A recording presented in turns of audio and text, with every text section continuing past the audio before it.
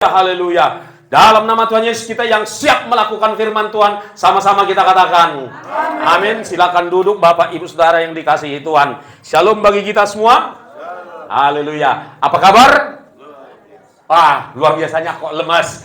Apa kabar sekali lagi? Iya, masih kurang sesungguhnya. Tapi saya percaya kita, karena kita ada di dalam Tuhan yang luar biasa, maka keadaan kita akan luar biasa juga. Baiklah Bapak Ibu Saudara, pada hari ini gereja kita melalui hambanya di tempat ini meminta kita untuk sama-sama merenungkan tujuan hidup orang Kristen, ya. Tujuan hidup orang Kristen. Saudaraku, ya, pastikan fokus ya. Fokus pada firman Tuhan. Saudaraku yang dikasihi oleh Tuhan Yesus Kristus, kita, ya, orang Batak itu seperti suku-suku lain punya filosofi dalam hidupnya, kan begitu ya. Punya filsafat atau pandangan hidup dalam kehidupan mereka. Orang Batak punya pandangan seperti ini. Hagabeon, Hamuraon, Hasangapon. Hagabeon artinya banyak keturunan, Hamuraon artinya kaya, ya. Dan yang ketiga, Hamuraon, Hagabeon, Hasangapon, dan kehormatan. Nah, itu berbicara tentang banyak keturunan, banyak harta, dan punya kedudukan, kan begitu. Nah, itulah tujuan hidup orang Batak secara filosofisnya begitu ya, saudaraku. Dan menurut saya itu baik adanya, ya, baik adanya. Dan orang Batak, seluruh pergerakan hidupnya dan sepanjang perjalanan hidupnya itu menuju ke sana. Tujuan hidupnya itu, gitu ya, saudaraku. Sehingga apapun orang Batak, khususnya Toba, akan melakukan apa saja demi mencapai itu. Nah, di bawah tujuan itu, di bawah pandangan hidup orang Batak itu, ada lagi hal filsafat lain yang untuk mendukungnya, yaitu anak kokido Hamuraon diau, kan gitu ya. Nah, karena anaknya itu adalah kekayaan baginya, maka untuk jual tanah atau jual apapun harta benda demi anaknya supaya bisa sekolah tinggi, agar mencapai bahagian daripada tujuan hidup tadi, mereka rela, ya. Lembu, kerbau, kambing, ternak, tanah, itu akan rela dijual untuk mencapai tujuan hidup. Dan saya kira itu positif saja karena tujuannya positif. Hanya saja Hagabeon, Hamuraon, Hasangapon nggak lengkap. Harusnya ada H yang keempat, yaitu Haporsiao, kan gitu ya, iman, kan gitu kan. Dan di dalam iman ini, saudaraku, di dalam iman ini kita akan dituntun untuk mencapai tujuan Allah dalam hidup kita. Yang mengerti katakan amin. Oleh iman itulah kita dituntun mencapai tujuan yang kekal. Kan gitu, saudaraku. Haleluya. Nah, itu dia. Itu yang perlu kita pahami. Di dalam warta jemaat kita ada kalimat yang bagus di sana, paling atas itu, bahwa sejak seorang mengikut Yesus, percaya dan mengikut Yesus, tujuan hidupnya diubahkan. Tujuan hidupnya diperbaharui. Setuju, saudaraku? Nah, kita akan belajar pagi hari ini, sama-sama belajar. Termasuk saya, kita akan mempelajari kembali tujuan hidup seorang Kristen. Mari kita buka Alkitab kita, Bapak Ibu Saudaraku. Ya, kita buka Alkitab kita dari Yohanes 4 ayat 34. Bila bisa ditampilkan di layar, mohon ditampilkan. Yohanes 4 ayat 34. Oke. Apa dikatakan di sana, saudaraku? Ayo. 1, 2, 3. Kata Yesus kepada mereka, makananku ialah melakukan kehendak Dia yang mengutus aku dan menyelesaikan pekerjaannya. Siapa di sini pengikut Yesus? Coba angkat tangan cepat, turun tangan cepat, yang lain terlambat. Sekali lagi diberi kesempatan. Siapa di sini pengikut Yesus? Angkat tangan cepat. Terpujilah Tuhan. Kristen. Kalau Yesus makanannya, ya, kesenangannya, makanan itu berbicara tentang segala sesuatu, kan begitu ya? Yang dirindukannya, yang dikonsumsinya minimal 3 kali sehari. Makananku ialah melakukan kehendak Dia Sang Bapa yang mengutus Yesus dan menyelesaikan pekerjaannya. Haleluya. Jelas Bapak Ibu Saudara. Makin diluruskan begitu ya pemahaman kita sejak kita mengikut Kristus. Saya disclaimer lagi bahwa seorang yang mengikut Yesus itu enggak sekedar mempunyai agama. Kan begitu ya? Seorang yang mengikut Yesus, apakah dia Kristen sejak lahir? Apakah dia Kristen setelah besar? Bukan sebatas atau sekedar mengikut sebuah agama. Bahkan bukan mengikuti sebuah agama. Ya. Saudara dan saya tidak sedang mengikuti sebuah agama. Karena kekristenan bukan agama. Saya ulangi sekali lagi. Kekristenan bukan agama. Yang menggolongkannya agama adalah dunia ini. Nggak masalah. Ya, nggak perlu kita masalahkan. Di Indonesia diakui 6 agama besar katanya. Salah satunya Kristen. It's okay. Tetapi sesungguhnya hakikat kita bukanlah mengikuti sebuah agama. Karena kekristenan bukanlah religion, melainkan relation. Hubungan antara kita dengan Sang Allah melalui Kristus. Itulah kekristenan. Hubungan, katakan hubungan. Hubungan yang nyata, hubungan yang hidup, hubungan yang kekal antara kita melalui Yesus Kristus kepada Allah. Jadi, kita tidak sedang mengikuti sebuah agama. Aku sudah menjadi pengikut agama Kristen. Enggak.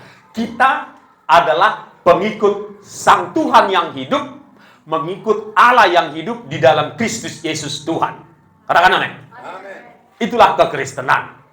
Nah, ketika kita sudah dipilih oleh Tuhan menjadi pengikutnya, maka kita harus tahu secara akurat apa tujuan hidup kita. Amin? Kita harus tahu betul supaya kita nggak meraba. Supaya kita tidak hanya sekedar mencari berkat-berkat Tuhan. Berkat Tuhan itu baik, berkat Tuhan itu milik kita. Katakan amin. Tetapi kita tidak mencari berkatnya. Oke, kita buka Matius 6:33. Jadi supaya kita dudukkan dulu sama-sama secara sistematis begitu ya, secara teratur. Di dalam Matius 6:33, di situ kita akan melihat bahwa yang kita cari terlebih dahulu itu adalah kerajaan Allah. Berarti hidup kekal dan kebenarannya. Ya, itulah yang kita cari terlebih dahulu. Lalu berkat-berkatnya mengikut. Katakan mengikut. Berkat-berkatnya ditambahkan. Katakan ditambahkan.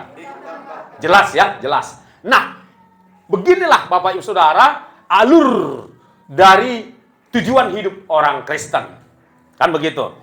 Kita sudah jelas tahu ini bahwa carilah dahulu kerajaan Allah dan kebenarannya, maka semuanya itu ditambahkan. Termasuk berkat jasmani, berkat rohani, jiwani, berkat apa lagi? Berkat ekonomi, keuangan, pekerjaan, karir, itu adalah milik kita yang mencari kerajaan Allah dan kebenarannya. Katakan amin. Itu milik kita. Don't worry about it. Jangan khawatir tentang hal itu. Tapi yang utama kita harus tahu adalah kerajaan Allah, kebenarannya. Setelah saudara terima Yesus di dalam hidupmu, maka engkau sudah diselamatkan dan namamu sudah dituliskan dalam kitab kehidupan. Katakan amin. Oke. Nah, oke, fine. Pas. Lalu berikutnya adalah kebenarannya. Salah satu kebenarannya itulah yang kita renungkan pada pagi hari ini. Tujuan hidup kita di dalam Tuhan. Amin, saudaraku. Haleluya. Nah, untuk melengkapi renungan dan pelajaran kita ini, mari kita lihat Bapak Ibu Saudara yang dikasihi oleh Tuhan, Filipi 1 ayat 21, ya. Filipi 1 ayat 21. Ya, mari kita perkatakan sama-sama, termasuk dari barisan terbelakang sampai barisan terdepan. 1, 2, 3. Karena bagiku hidup adalah Kristus. Jadi bagi saudara dan saya, hidup ini adalah Kristus. Katakan, bagiku hidup adalah Kristus. 1, 2, 3. Bagiku hidup adalah Kristus. Amin. Itu dia, bagiku hidup adalah Kristus. Bagiku hidup bukanlah seisi dunia ini. Saya ulangi, bagiku hidup bukanlah mencari dan mengumpulkan seisi dunia ini. No. Tetapi bagiku hidup adalah Kristus.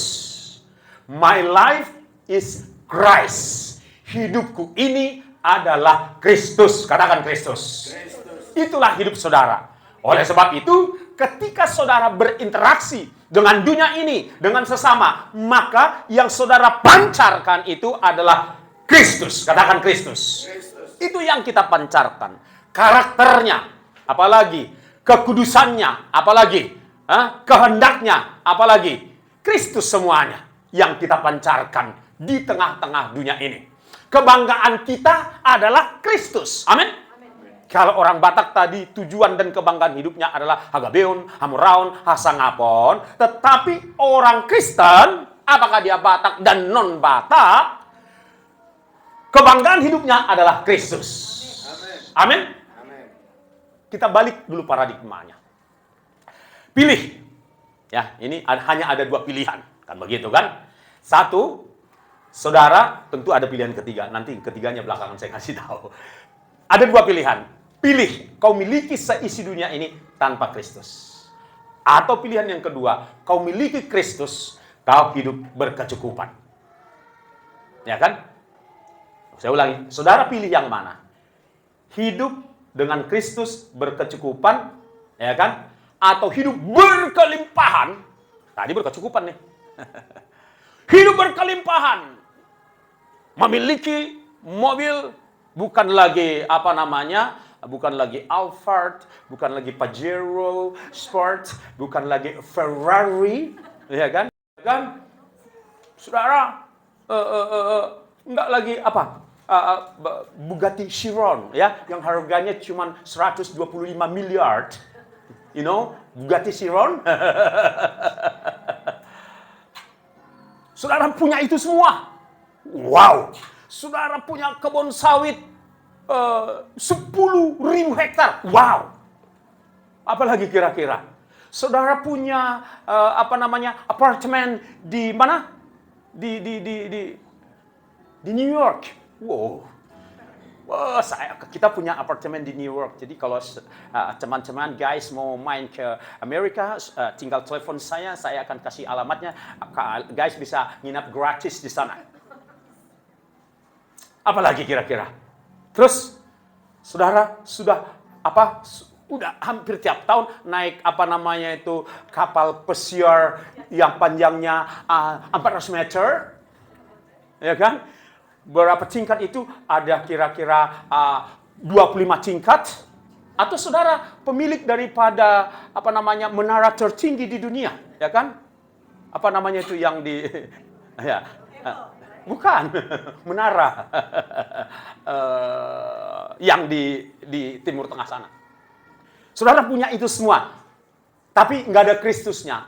Pilih yang mana? Pilihan kedua atau pilihan pertama? Pilihan pertama tadi kan punya Kristus, tapi hidup cukup. Tetap pilihan itu yang pertama. Pilihan kedua, memiliki semuanya. Tapi Kristus nggak usah. Coba yang pilih pertama, angkat tangan. Cepat turun tangan supaya nggak ketahuan siapa yang ragu. Puji Tuhan, mayoritas jemaat Bapak di tempat ini memilih pilihan yang pertama. Ada kurang lebih segelintir masih ragu.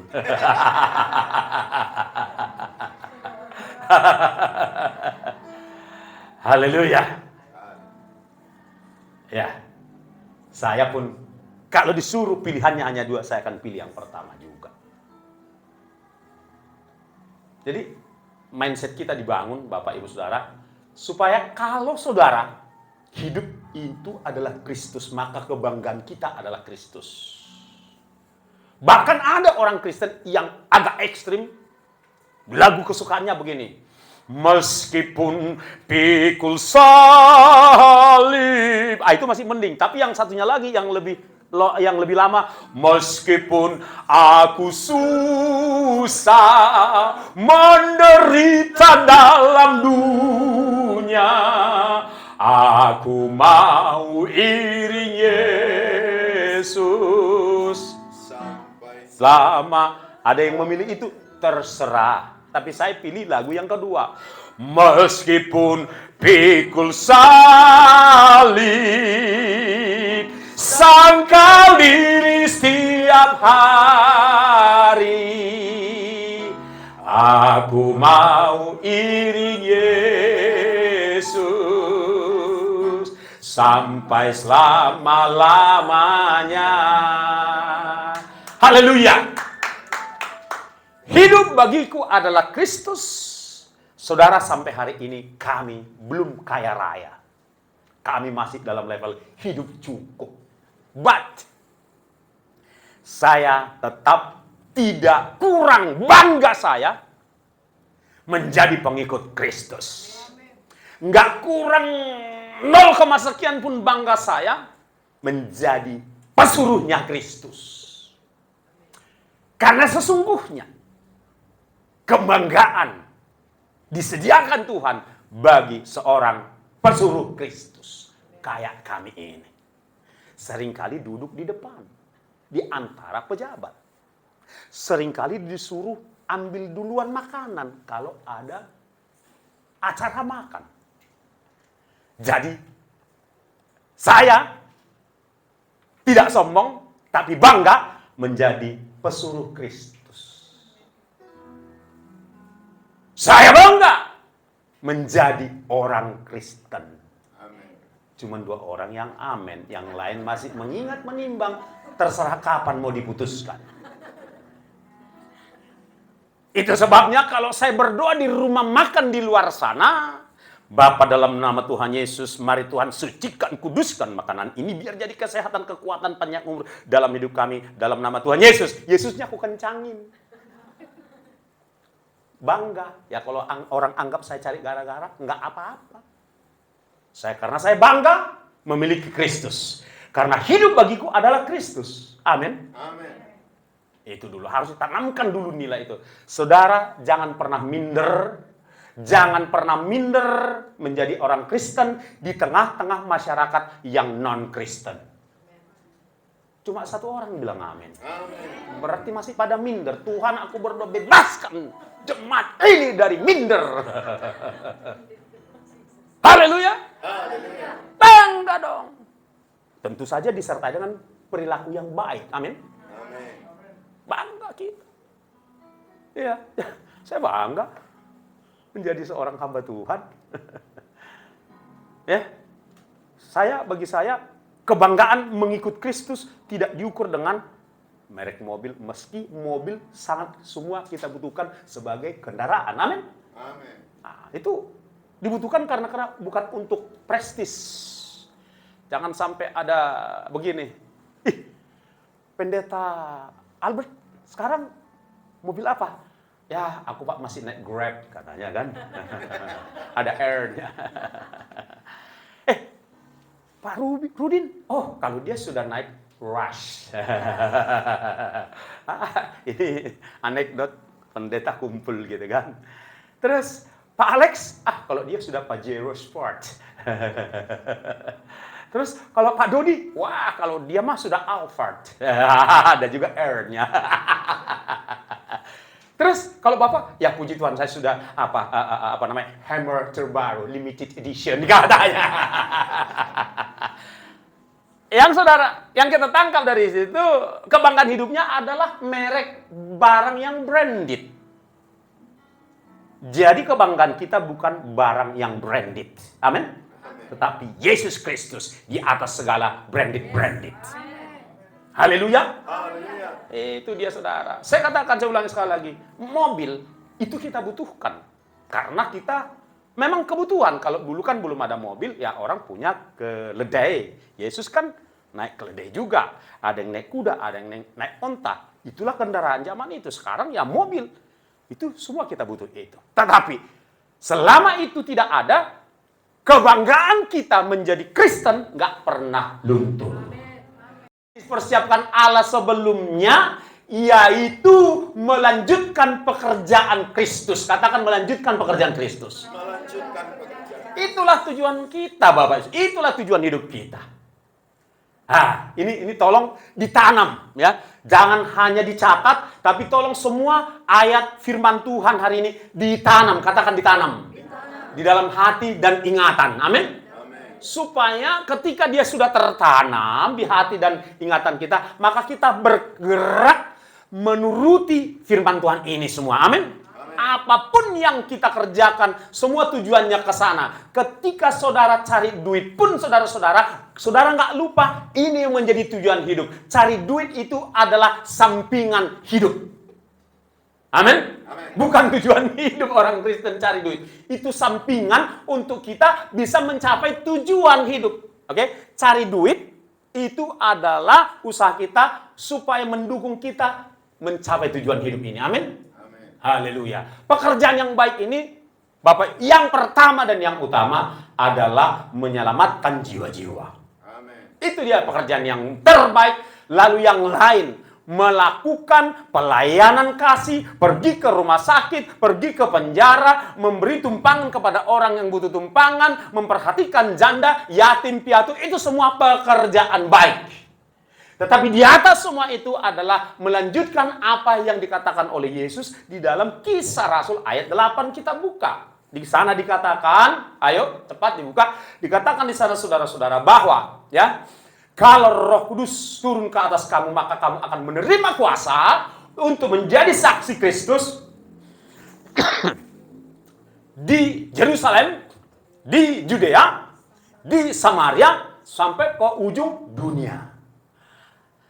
Yerusalem kita, ya kota kita ini. Saudaraku, ya, inilah Yerusalem kita. Lalu Judea kita, ya kabupaten-kabupaten dan provinsi yang ada di sekitar kita. Kan gitu. Oke, Yerusalem, Judea, Samaria. Samaria kita, ya Indonesia ini. Dan ujung bumi, di luar Indonesia, semua itu ujung bumi. Nah, itu jelas petanya. Perjalanan hidup kita. Kita harus siap menjangkau mereka. Tapi aku kan kerja, Pak. Terikat dengan pekerjaan. Oke. Tuhan kasih solusinya. Berapa orang ada di kontakmu? Kalau Pak Gembala, ada berapa ratus orang Pak di kontak Bapak? Oh, ribuan. Bapak ini ada ribuan. Maksudnya di handphone bisa muat seribu. Oke, puji Tuhan. Nah, ini kita bicara di situ semua itu. Yerusalem pun ada di situ. Di Yerusalem kita ada di situ. Di Yudeanya ada di situ. Samarianya ada di situ. Ujung dunia pun ada di handphone kita. Kalau ibu ini, kontaknya berapa orang di handphonenya? Kurang lebih. Ratusan. Oke. Ada yang 1000, ada yang lebih, ada yang kurang dari 1000. Tapi yang pasti saudara-saudara, tidak ada alasan untuk tidak memberitakan Injil. Tidak ada alasan untuk tidak memberitakan Injil. Di handphone kita sekian ratus orang. Di FB kita sekian ratus orang. Di IG kita sekian ratus orang. Dan seterusnya. Belum lagi di TikTok atau Snack. Jadi saudaraku, ketika ada orang berdalih-dalih, aku terikat dengan pekerjaan. Bagaimana mungkin aku pergi ke ujung dunia? Sedangkan ke Sipiongot pun aku nggak sempat. Kan gitu saudara-saudara. Apalagi ke Afrika. Saudaraku, tidak ada lagi batasan dunia ini. Amin. Bapak Gembala dan Ibu Gembala kita di sini 3 kali seminggu gabung dengan orang Afrika berdoa. Tiap pagi, termasuk Pak Jogi. Itu membuktikan tidak ada alasan bagi kita untuk mengangkat batasan-batasan. Tidak ada batasan lagi, saudara-saudara. Oleh sebab itu, pagi ini saudara diingatkan, ayo. Ya, pulang nanti lupa khotbahnya, nggak bisa. Aku berdoa kepada Roh Kudus supaya Roh Kudus mengingatkan saudara, supaya saudara tetap menggunakan itu, medsos itu untuk memberitakan Injil. Amin. Siapa di sini yang punya TikTok? Ayo, angkat tangan. Angkat tangan, nggak usah malu. Kalau nggak angkat tangan malah dosa, nambahin dosa lagi di gereja. Yang punya TikTok, angkat tangan. Snack. Ya, saya snack TikTok, saya hanya tonton. Manfaatkan untuk menjangkau orang yang ada di Yerusalemmu, di Judeamu, di mana lagi? Samariamu dan ujung dunia. Manfaatkan. Jadi tujuan hidup kita itu bisa kita praktekkan melalui handphone kita. Karena ujung dunia pun sudah ada di situ, Yerusalem pun ada di situ, Samaria, Judea kita pun ada di situ, saudara-saudara. Dan lebih baik lagi kalau saudara langsung jumpai seseorang, berdoa setiap hari, saudara-saudara, untuk saudara bertemu dengan orang yang siap untuk diinjili. Saya ulangi, berdoalah berdoa setiap hari supaya saudara dipertemukan dengan orang yang perlu diinjili. Sehingga saudara bekerja, tetapi juga saudara meneruskan tujuan hidup saudara di dalam mengikut Kristus. Amin. Itu tujuan hidup kita, saudara-saudara. Jelas itu tujuan hidup kita. Karena kalau kita, coba kita berpikir dulu, kita ini hidup untuk mengumpulkan harta. Oke lah. Karena Tuhan memberkati setiap pekerjaan tangan saudara, saudara bisa punya rumah sendiri. Iya, nggak gede-gede amat, tapi nggak kecil-kecil amat juga. Saudara punya rumah yang ukurannya 15 meter kali 20 meter. Puji Tuhan. Bukan cuma satu, Pak. Ada 2 rumah kami. Puji Tuhan. Haleluya. Oke? Saudara punya kendaraan. Nggak banyak-banyak. Ada 1 kendaraan mobil saudara. Mereknya yang lumayan lagi. Puji Tuhan. Ya kan? Saudara punya simpanan. Nggak banyak-banyak amat juga. Ya sekitar ratusan juta lah. Entah 200 juta, 300 juta. Ada simpanan kami, Pak. Puji Tuhan. Amin. Saya bicara realistis dulu. Ya, dan masa tua saudara udah terjamin karena saudara udah punya asuransi ini dan itu. Puji Tuhan. Atau ada di antara saudara yang punya lebih dari apa yang saya sebutkan tadi. Puji Tuhan. Tetapi pertanyaannya, berapa puluh tahun saudara bisa menikmati itu? Ya, ketika saudara kerja keras sekian tahun, katakanlah 20 tahun, 25 tahun, lalu saudara bisa ngumpulin itu semua, dan saat saudara menikmati itu, katakanlah dimulai dari usia 40 tahun. Saudara mulai menikmati itu semua. Kira-kira berapa tahun lagi saudara bisa menikmati yang wajar-wajarnya? Yang Tuhan izinkan, normalnya hidup manusia sekarang. 40 tahun lagi. Setelah itu, masih bisa diminta diperpanjang, Tuhan tambahkanlah 40 tahun lagi. Tuhan bisa, tapi kan jarang kenyataannya. Kita bicara kenyataan. Taruh 80 tahun. Setelah itu saudara nggak menikmati itu lagi. Artinya tinggal itu semua. Saudara pilih yang tinggal atau pilih yang kekal? Iya. Pilihlah yang kekal. Itulah tujuan hidup kita, saudara-saudara yang dikasihi Tuhan. Jadi jangan terjebak, ya. Dan juga jangan salah mengerti khotbah pendeta. Pendeta tidak ada yang anti berkat. Pendeta tidak ada yang anti harta. Karena Tuhan pun nggak anti berkat, nggak anti harta. Tetapi kita mau dudukkan segala sesuatunya itu pada tempatnya. Amin? Amin. Kita dudukkan dia dengan pas. Saya berdoa buat saudara. Oke. Berapa banyak di sini yang saat ini sedang mencari pekerjaan? Angkat tangan. Yang sedang cari pekerjaan, angkat tangan. Ayo silakan berdiri. Ya. Kita akan berdoa, saudara yang punya pekerjaan, arahkan tangan kepada saudara kita ini, sebut namanya, supaya dia segera dibuka Tuhan pekerjaan bagi dia. Ada lagi yang sedang butuh pekerjaan? Oke, nggak ada. Oke, baik. Mari kita arahkan tangan kita. Bapak dalam nama Tuhan, siapa nama saudara kita? Jesri. Ya? Jesri. Bapak di surga, Engkau mengenal anakmu Jesri, Engkau tahu namanya Jesri, dan Engkau tahu dia saat ini sedang mencari pekerjaan. Kami teramat percaya selama bumi masih ada musim menabur dan menuai, ada musim bekerja, Ada pekerjaan buat anakmu Yesri ini Bapak. Dalam nama Tuhan Yesus, buka jalan itu. Terbukalah jalan itu hari ini di dalam nama Tuhan Yesus Kristus. Di dalam nama Tuhan. Karena tangan Tuhan terulur membukakan jalan itu. Dan dia akan menerima pekerjaan yang baru di waktu yang sangat dekat ini. Dalam nama Tuhan Yesus Kristus.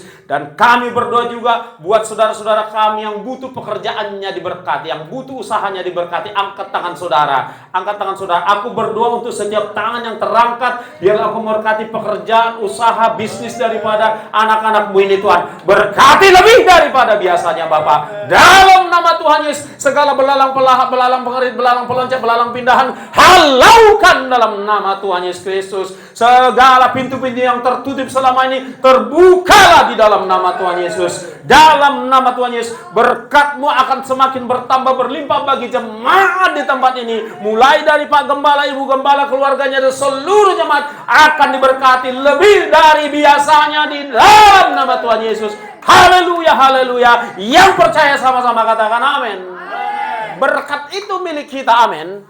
Tetapi bukan itu tujuan kita. Haleluya. Tujuan kita adalah untuk melakukan pekerjaan Tuhan. Kita buka saudaraku, dari biar makin jelas urusan kita ya.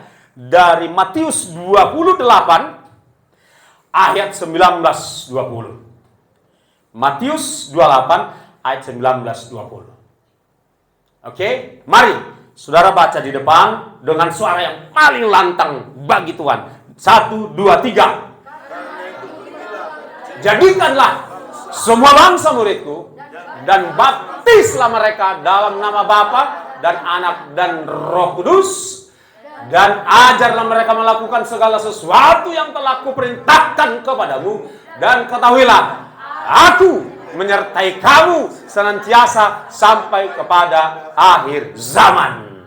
Inilah tujuan hidup dari semua pengikut Kristus. Kita semua terhisap di dalamnya.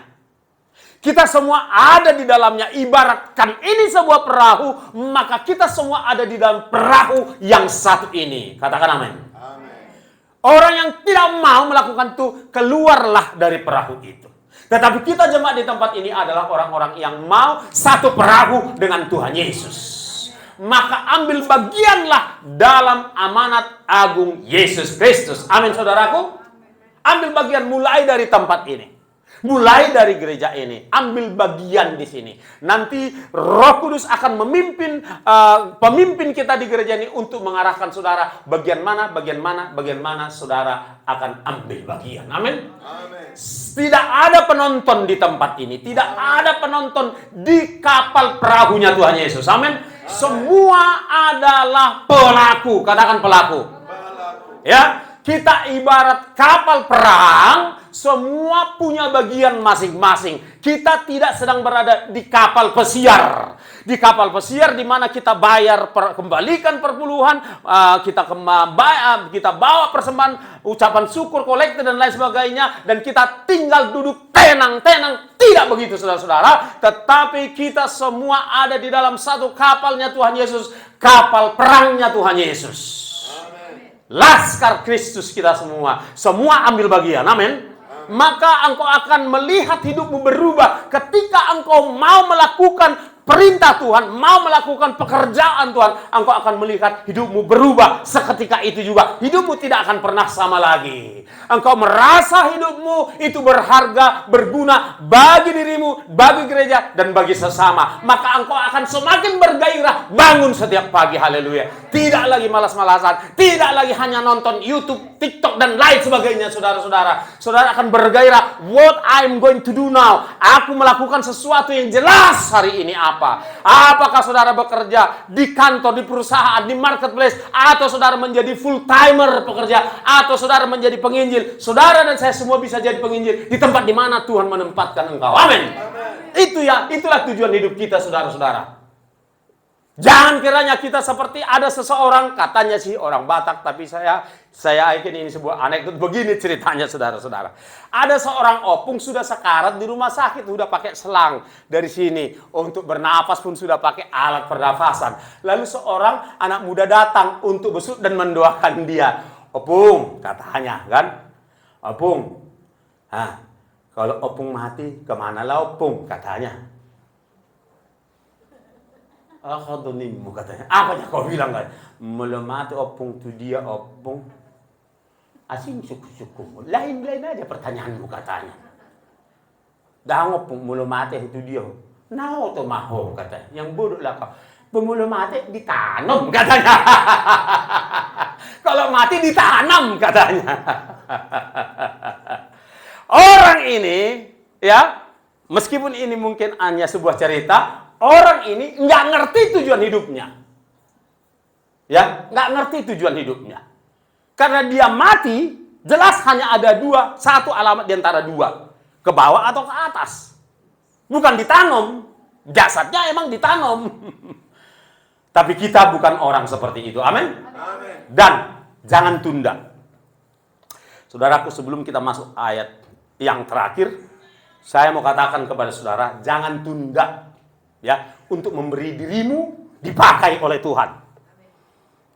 Saya punya kisah nyata, beberapa kisah nyata. Di jalan Pasar Baru Padang Bulan ada seorang sarjana hukum dipanggil Tuhan, melayani Tuhan. Setelah dia melayani Tuhan, semua jemaat bangkit berdiri. Haleluya. Kita akan langsung berdoa setelah ini, saudara-saudara. Oke, kalau bisa tampilkan dari ayat 5 boleh? Dimulai dari ayat 5 ya. Pada waktu itu dia telah menyelamatkan kita. Oke.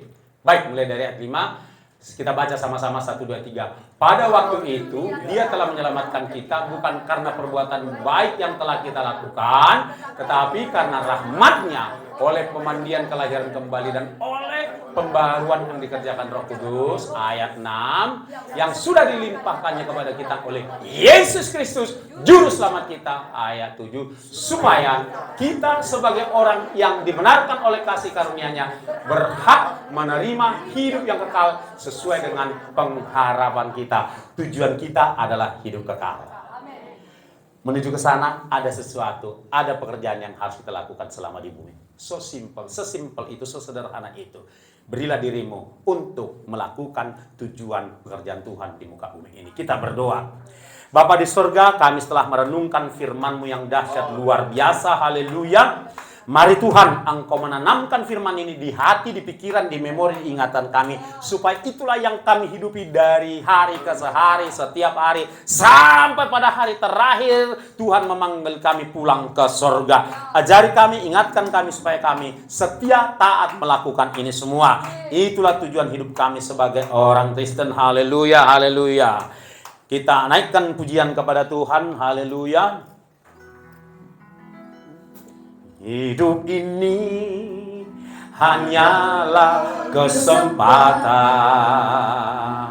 Hidup ini untuk melayani Tuhan.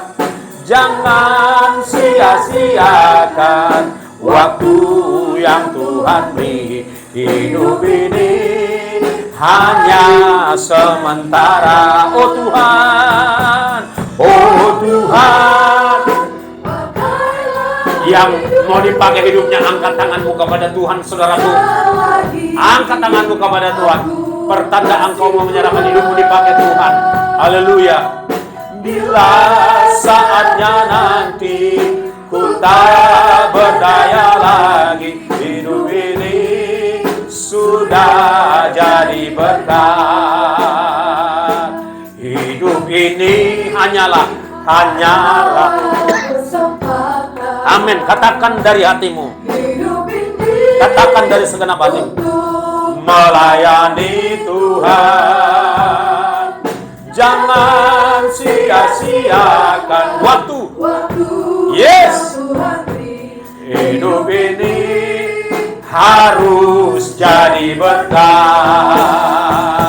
Oh Tuhan, pakailah hidupku selagi Aku masih sehat. Aku masih sehat. Amin. Bila saatnya nanti ku tak berdaya lagi, hidup ini akan jadi berkah. Bila saatnya nanti ku tak berdaya lagi, hidup ini sudah jadi berkah. Bila saatnya nanti ku tak berdaya lagi, hidup ini sudah jadi berkah. Kita berdoa sama-sama. Saudara berdoa setelah saya. Ikuti apa yang saya doakan. Katakan, Bapa dalam surga, aku sungguh bersyukur firman Tuhan mengingatkan aku kembali ada satu-satunya tujuan hidupku, yaitu surga kekal dengan melakukan pekerjaan Tuhan selama aku di atas muka bumi ini. Aku minta pada Roh Kudus untuk mengingatkan aku senantiasa untuk tetap setia taat mengerjakan tujuan hidup ini selama aku di bumi sampai pada detik terakhir. Aku mohon kepada Roh Kudus, beri aku kekuatan supaya aku sungguh-sungguh melakukan tujuan hidup dengan benar, tidak melalaikan, tidak mengabaikan. Di satu sisi, kuatkan aku melakukan pekerjaanku, usahaku, panggilanku yang melaluinya aku diberkati dan melaluinya juga aku menjadi saksi Kristus. Demi nama Bapa, Putra, Roh Kudus, dalam nama Tuhan Yesus, aku siap melaksanakan tujuan hidup ini. Amin. Silakan duduk Bapak Saudaraku, Tuhan Yesus memberkati. Shalom.